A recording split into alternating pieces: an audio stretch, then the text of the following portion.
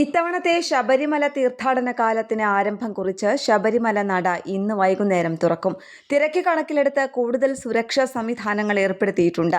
Virtual queue ബുക്കിംഗിലെ കണക്കുകൾ ഇക്കുറി തിരക്ക് വർദ്ധിക്കുമെന്നാണ് സൂചന നൽകുന്നത്. കൂടുതൽ പോലീസിനെ മണ്ഡലകാലത്തിനും പ്രത്യേകിച്ച് മകരവിളക്കിനായും നിയോഗിക്കുവാനാണ് തീരുമാനം. ഇന്ന് വൈകിട്ട് 5-നാണ് ക്ഷേത്രനട തുറക്കുന്നത്.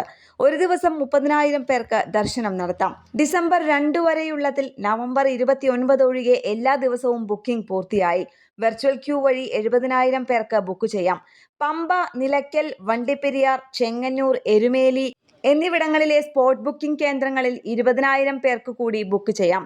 നവംബറിൽ തന്നെ ബുക്കിംഗ് പൂർത്തിയായാൽ സ്പോട്ട് ബുക്കിംഗ് സൗകര്യമുണ്ടെന്ന മറുപടിയാണ് ദേവസ്വം ബോർഡ് നൽകുന്നത്.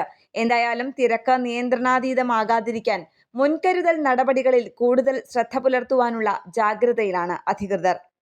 ന്യൂസ് ഡെസ്ക് കേരള പ്രണാമം.